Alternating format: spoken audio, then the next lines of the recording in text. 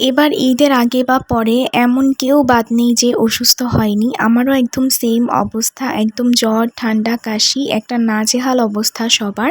আসসালামু আলাইকুম এভরিওয়ান, সবাইকে ওয়েলকাম করছি আমার আজকের নতুন আরেকটি ব্লগে। আজকের ব্লগে আমি 2-3 দিনের ভিডিও একসাথে অ্যাড করে দিব, যেহেতু এতদিন ভয়েস ওভার দিতে পারিনি। তো আজকের ভিডিওটা আমি শুরু করে দিচ্ছি 13 তারিখ সকাল থেকে। সকালে ঘুম থেকে ওঠার পরে আমার গলার অবস্থা এত খারাপ ছিল, আমি তাড়াতাড়ি করে একটু আদা দিয়ে লেবু চা করে খেয়ে নিচ্ছিলাম। আর তারপর রান্নাবান্না শুরু করে দিয়েছি। হাতে মেখে মাছের একটা চচ্চড়ি করছিলাম। আসলে যতই অসুস্থ হই না কেন, রান্নাবান্না অফ করে তো আর বসে থাকতে পারবো না, কারণ খেতে তো হবে। তো এখানে মাছ ভেজে নিয়েছিলাম পুঁই শাক রান্না করার জন্য। আসলে শরীরটা এত খারাপ লাগছিল যে আমি আর ওইভাবে গুছিয়ে রান্নার ভিডিওটা করতে পারিনি, তাই আমি একটু করেই ভিডিও করেছি। আর এখানে খাওয়া দাওয়া করে নিচ্ছিলাম দুপুরে। সেদিন রাতে আমার হাজব্যান্ডের আবদার ছিল যে তার ভাত খেতে ইচ্ছে করছে না, তাকে একটু ঝাল ঝাল করে পাস্তা রান্না করে দেওয়ার জন্য, কারণ তারও শরীরটা অনেক খারাপ। তো আমি তাকে একটু চিকেন দিয়ে ঝাল ঝাল করে পাস্তা রান্না করে দিয়েছি। আর এই ভিডিওটা হচ্ছে গতকালকের। তো পাস্তা যেহেতু রাতেই রান্না করেছিলাম, অনেকটা পাস্তা ছিল। সকালে আমার এত পরিমাণে ক্ষুধা লেগেছিল, তো আমি একটু পাস্তা খেয়ে নিচ্ছিলাম, কারণ নতুন করে আর নাস্তা বানানোর মতো শক্তি আমার শরীরে ছিল না, মানে এতটা দুর্বল লাগছিল শরীর।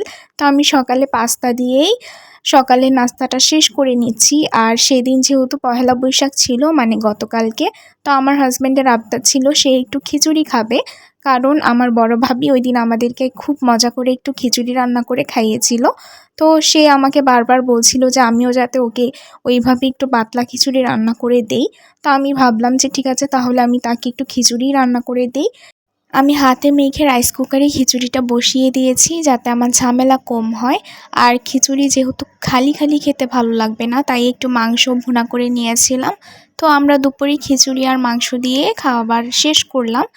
আর সন্ধ্যায় এখানে চাপ আনা হয়েছিল, কারণ আমার খুব চাপ খেতে ইচ্ছে করছিল। আর শরীর যখন একটু খারাপ লাগে, মানে জ্বর ঠান্ডা থাকে, তখন কিন্তু ঝাল ঝাল খাবার খেতে বেশি ভালো লাগে। তারপর আবার আমি আমার হাজবেন্ডকে বলেছিলাম একটু চিপস এনে দেওয়ার জন্য। আর দেখেন সে কত বড় একটা কুরকুরে নিয়ে এসেছে, আর মেরিডিয়ান আর সানও এনেছিল। তো কুরকুরেটা আমি রেখে দিয়েছি মাঝরাতে খাওয়ার জন্য, কারণ আমার তখন খুব ক্ষুধা লাগে আর হাবিজাবি কিছু খেতে ইচ্ছে করে। আর মেরিডিয়ান চিপস আমরা ছোট থাকতে কত খেয়েছি, এখন আর ওই টেস্টটা নেই, এখন একদম বাজে টেস্ট হয়ে গিয়েছে। আর এই ভিডিওটা হচ্ছে আজকে দুপুরের জন্য একটু ঢেঁড়স ভাজি করে নিয়েছিলাম, আর ফ্রিজে মাংস তরকারি ছিল। আর আমি তারপর শাওয়ার নিয়ে চলে এসেছি।